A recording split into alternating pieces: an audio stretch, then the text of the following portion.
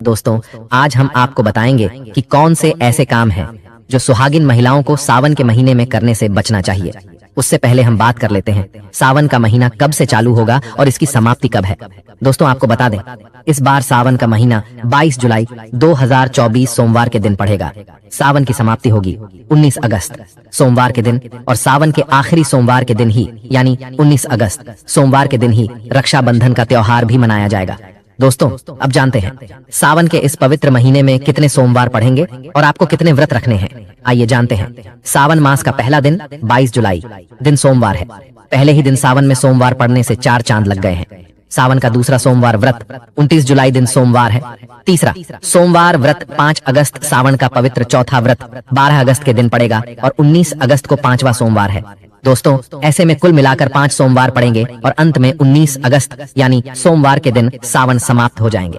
आज हम आपको बताएंगे कि कौन से ऐसे काम हैं जो सुहागिन महिलाओं को सावन के महीने में करने से बचना चाहिए। दोस्तों, सावन के महीने में दिन के समय नहीं सोना चाहिए। दोस्तों, सावन सोमवार के व्रत में सुहागिन महिलाओं को किसी भी प्रकार का तेल नहीं लगना चाहिए तथा जो भी सुहागिन महिलाएं व्रत रखती हैं या जो सुहागिन महिलाएं व्रत नहीं रखती हैं उनको भी मांसाहार का भोजन नहीं करना चाहिए तथा किसी व्यक्ति का अपमान तथा अनादर नहीं करना चाहिए। मित्रों, हम बात करते हैं कि मासिक धर्म के दौरान क्या महिलाएं सावन में पूजा कर सकती हैं या नहीं कर सकती हैं। दोस्तों, कई महिलाओं का यह प्रश्न आता है कि मैं मासिक धर्म के दौरान शिव मंदिर में जा सकती हूँ या नहीं जा सकती। वैसे तो दोस्तों, पीरियड्स के दिनों में महिलाओं को मंदिर जाने की मनाही होती है। हिंदू मान्यता के अनुसार इस दौरान महिलाएं अशुद्ध होती हैं। वैसे यदि हम ज्योतिष की माने तो आमतौर पर पीरियड समाप्त होने के बाद 5वें दिन आप मंदिर में प्रवेश कर सकती हैं। शास्त्रों के अनुसार पीरियड समाप्त होने के बाद का 5वां दिन शुद्धिकरण के लिए सबसे अच्छा माना जाता है। इसलिए ही इसी दिन पूजा करने और मंदिर जाने की सलाह दी जाती है। अब बात करते हैं कि मासिक धर्म के दौरान सुहागिन महिलाएं बाल को धो सकती हैं या नहीं धो सकती। बहुत सारी महिलाओं के यही क्वेश्चन रहते हैं कि हम मासिक धर्म के दौरान बाल को धो सकती हैं कि नहीं धो सकती हैं।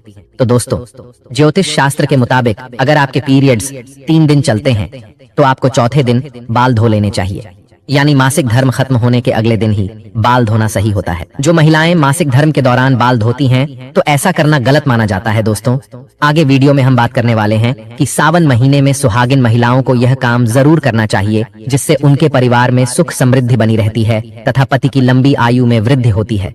दोस्तों, आज हम आपको बताएंगे कि इस सावन के महीने में विशेष तौर से सुहागिन महिलाएं कुछ ऐसे कार्य करें इससे उनके घर परिवार के अंदर खुशियां देखने को मिले और उनकी गृहस्थी बहुत अच्छे से चले।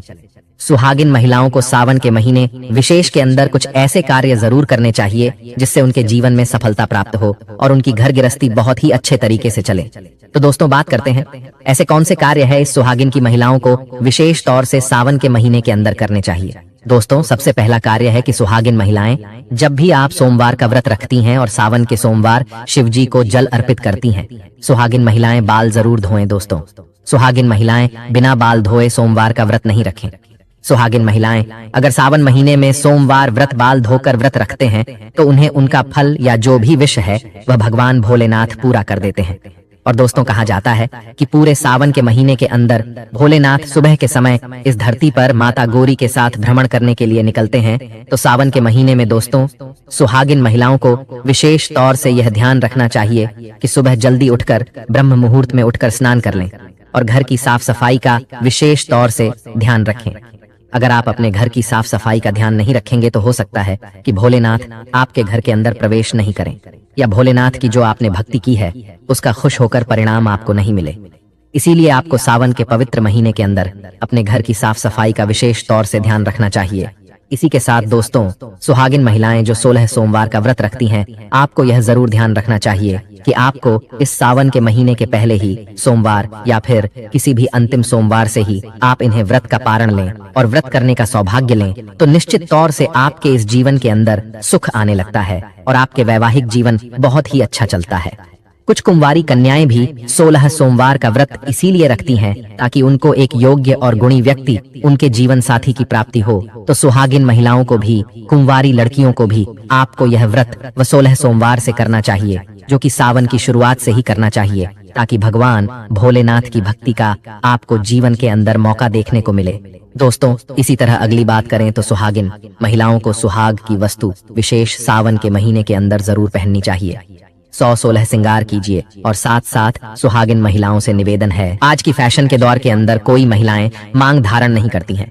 अपने आप को इस सावन के 16 सोमवार के दिनों में मांग जरूर भरनी चाहिए। जो सुहागिन महिलाएं मंगला गौरी का व्रत रखती हैं, 16 सोमवार का व्रत रखती हैं, एकादशी का व्रत रखेंगी, सावन के महीने के अंदर पड़ने वाली, उनसे निवेदन है कि पूरी तरह से सुहागिन वस्तुओं का धारण करके उसके बाद आप व्रत करेंगे तो मंगला गौरी कि आपके जीवन भोलेनाथ तथा माता पार्वती कृपा देखने को मिलेगी और आप जैसा चाहेंगे वैसा आपका कार्य बन जाएगा। वह सुहागिन महिलाओं को इसका विशेष प्रभाव देखने को मिलता है। और सुहागिन महिलाओं से यह निवेदन और है कि इस सावन के महीने के अंदर अपने से बड़ों या अपने छोटे चाहे कोई भी हो, किसी का भी आपको अपमान नहीं करना चाहिए। अगर सावन के महीने के दौरान आप किसी का भी अपमान करते हैं तो आपको अपने जीवन के अंदर कभी भी खुशियां देखने को नहीं मिलती हैं। सावन के महीने में आप अपने पति का सम्मान करें और जितना हो सके लड़ाई झगड़े से आपको बचना चाहिए। सुहागिन महिलाएं अगर इन चीजों का ध्यान रखें, सावन का व्रत रखेंगी तो उसके जीवन के अंदर दोस्तों खुशियां देखने को मिलेगी और उसे कभी भी किसी प्रकार के दुख का सामना नहीं करना पड़ेगा। दोस्तों, सावन का महीना भगवान शिव से जुड़ा है।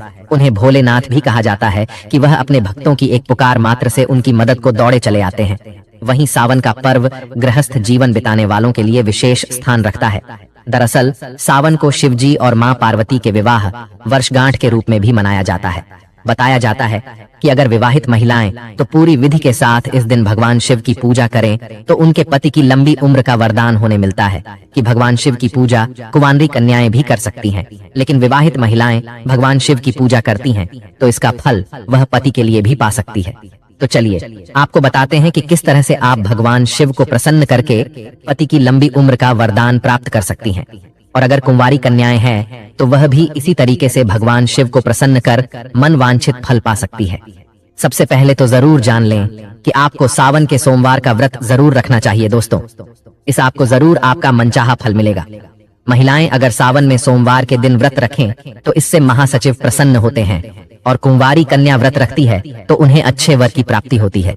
इस व्रत के दौरान फलाहार रहे और उनके पसंद की चीजें जैसे बेलपत्र, चंदन, चावल, दूध भेंट कर पूजन करें। इसके अलावा सावन के दिन दूध अश्रुजल से भगवान शंकर का अभिषेक करने से भोलेनाथ प्रसन्न होकर आशीर्वाद देते हैं। दोस्तों, ओम नमः शिवाय 3 शब्दों का यह मंत्र इतना चमत्कारी है कि आपके जीवन को पलट कर रख सकता है। तो आपको कहना है ओम नमः शिवाय का जप जरूर करना चाहिए। जब सुबह उठे तब करें, जब आप सोने जाएं उससे पहले इस मंत्र का जप करें।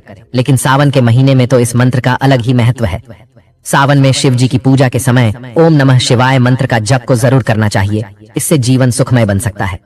पति की लंबी आयु के लिए इस मंत्र का जाप 5 माला जप को पावन के सोमवार के दिन करना चाहिए। महादेव प्रसन्न होकर मनोकामनाएं जरूर पूरे करेंगे। दोस्तों, ऐसे में हम जानते हैं सावन के इस पवित्र महीने में कौन सी गलती नहीं करनी चाहिए जिससे कि शिव नाराज ना हो। और सावन व्रत में यह फल तो कभी मत खाना, नहीं तो भगवान भोले बाबा आपसे क्रोधित हो सकते हैं, आपका व्रत टूट सकता है। आइए जानते हैं कुछ ऐसी सावधानियां जिसे भूल कर भी नहीं करना चाहिए। दोस्तों, नंबर 1, शास्त्रों में कहा गया है कि व्रतधारी को उधार मांगकर फल आदि नहीं खाने चाहिए। इससे पाप लगता है और व्रत अधूरा रह जाता है। सोमवार का व्रत हो या कोई भी व्रत क्यों ना हो, पड़ोसियों से मांगकर भी व्रत आदि में फल वगैरह नहीं खाने चाहिए। व्रत में उधार मांगकर खाने से व्यक्ति का व्रत झूठा हो जाता है। ईश्वर की शरण में आने पर व्यक्ति को झूठ नहीं बोलना चाहिए, चुगली आदि नहीं करनी चाहिए, उधार मांगकर भी नहीं खाना चाहिए।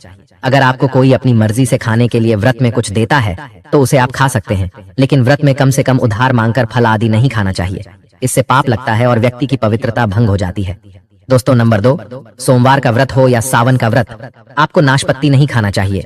दरअसल इस फल का नाम नाश यानी नाश करने वाला होता है, इसलिए इस फल को व्रत में नहीं खाना चाहिए। व्रत आदि को छोड़कर किसी और दिन आप कभी भी खा सकते हैं, लेकिन अगर जिस दिन आपका व्रत हो उस दिन नाशपाती का सेवन नहीं करना चाहिए। भगवान को भी नाशपत्ती नहीं चढ़ना चाहिए। नंबर 3, कुत्तू का आटा खाने से भी आपका व्रत टूट सकता है। आपको बता दें, लंबे समय से रखा हुआ आटा आपका व्रत भंग कर सकता है। दरअसल पुराने आटे में घुन आदि कीड़े वगैरह पड़ जाते हैं जो ठीक तरह से दिखाई भी नहीं देते। ऐसा आटा खाने पर दरअसल आप मांस का सेवन करते हैं और व्रत में कीड़े खाना घोर पाप के बराबर माना गया है और आपका व्रत भी भंग हो जाता है। व्रत में ताजा आटा खाना चाहिए। लंबे समय से रखे हुए आटे में कीड़े पड़ जाते हैं। ऐसा कभी ना करें। व्रत हमेशा शुद्धता में ही रखना चाहिए। दोस्तों, सावन का महीना बड़ा ही पवित्र महीना माना गया है, इसीलिए यह 5 चीजें भगवान शंकर के पास कभी ना रखें। तो चलिए जानते हैं उन 5 चीजों के बारे में। नंबर 1, जहां रखा हो शिवलिंग या महादेव की कोई भी प्रतिमा, तो वहां पर भूलकर भी चप्पल जूते लेकर नहीं जाना चाहिए। जरा सोचिए, जब आपके कमरे में कोई चप्पल लेकर प्रवेश करता है तो आपको कितना क्रोध आता है। इसी कारण महादेव भी आपसे नाराज हो जाते हैं और आपको मिलने वाला फल नष्ट हो जाता है। ऐसे में मंदिर में नंगे पांव ही प्रवेश करना चाहिए, क्योंकि चमड़े की चप्पल हमेशा अशुद्ध रहती है। इससे देव शक्ति नाराज होती है। नंबर 2, अक्सर महिलाओं को मासिक धर्म आ जाता है और वो बिना किसी को बताए पूजा पाठ कर लेती है, जो कि शास्त्रों में वर्जित माना गया है। इस समय महिलाओं को जानकर भी अनजान नहीं बनना चाहिए। अगर आपको मासिक पीड़ा है तो घर के बने मंदिर में या बाहर बने मंदिर में कभी प्रवेश नहीं करना चाहिए। इससे देव शक्तियां नाराज होकर आपसे क्रोधित हो सकती हैं। ऐसे समय में शिवलिंग को छूना घोर पाप के बराबर माना गया है। जरा सोचिए, ऐसी अवस्था में जब महिला को बुरा लगता है तो ईश्वर को कितना बुरा लगेगा। दोस्तों, आज की वीडियो में बस इतना ही। मिलते हैं अगली वीडियो में नई जानकारी के साथ। धन्यवाद।